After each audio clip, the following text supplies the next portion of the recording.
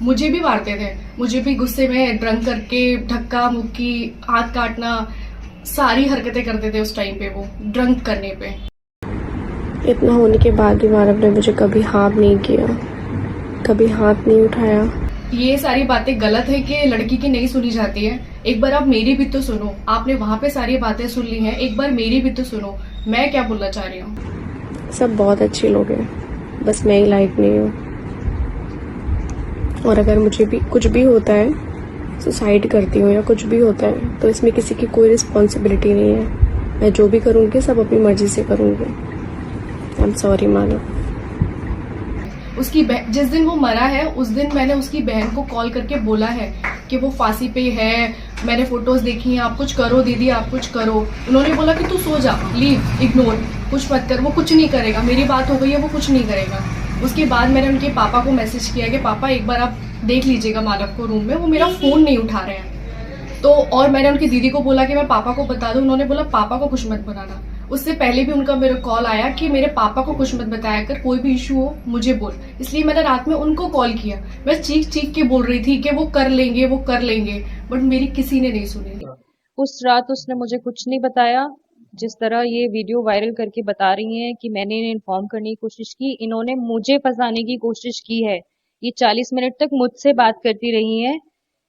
40 minute में वो अपने मायके से यहाँ आके मानव को बचा सकती थी, और मैं दिल्ली में हूँ, और यहाँ पे पापा, 2 चाचा, आंटी, दादी, बहुत लोग रहते हैं। वो किसी को भी फोन कर सकती थी। अगर मुझे दिखेगा कि मेरा पार्टनर फांसी लगा के बैठा है, तो क्या मैं वेट करूंगी कि कोई उसे जाके बचाए? मैं वहां से तुरंत भागूंगी उसे बचाने के लिए, और बहुत हर जोरदार कोशिश करूंगी अगर इतनी सीरियस सिचुएशन है तो। और उसके कहते ही मैंने तुरंत अपने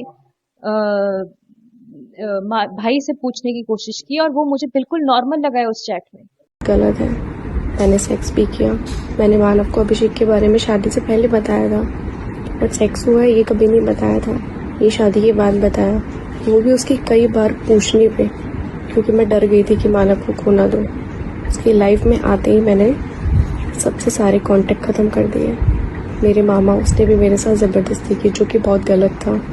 मुझे पता है मैंने बहुत सारी गलती की है, मानव को झूठ बोला, नहीं बताया, बट सिर्फ इसलिए कि कहीं हमारी शादी पे कोई बात ना आए, हमारी शादी ना टूट जाए।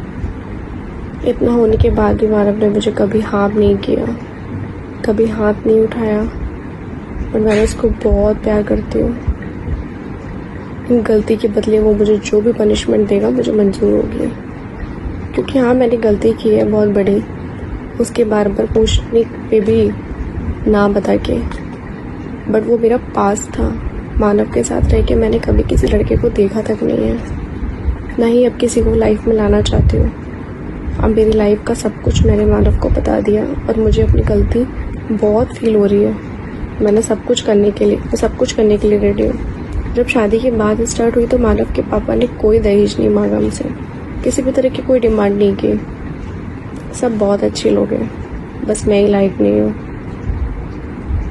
और अगर मुझे भी कुछ भी होता है, सुसाइड करती हूँ या कुछ भी होता है, तो इसमें किसी की कोई रिस्पॉन्सिबिलिटी नहीं है। मैं जो भी करूँगी सब अपनी मर्जी से करूँगी। आई एम सॉरी मानव, मैं गलत थी। पुलिस से शिकायत करने का यही मकसद था। मेरे जो माँ बाप का गुस्सा है, जिन्होंने अपना बेटा खोया है, वो ये चाहते हैं कि और कोई इन लड़कियों की वजह से अपना बेटा न खोए। क्योंकि आप देखेंगे कि निकिता के बहुत पहले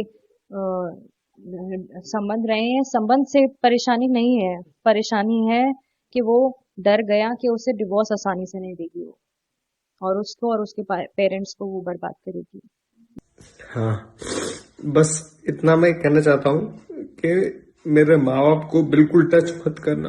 don't touch my parents, do not touch my parents.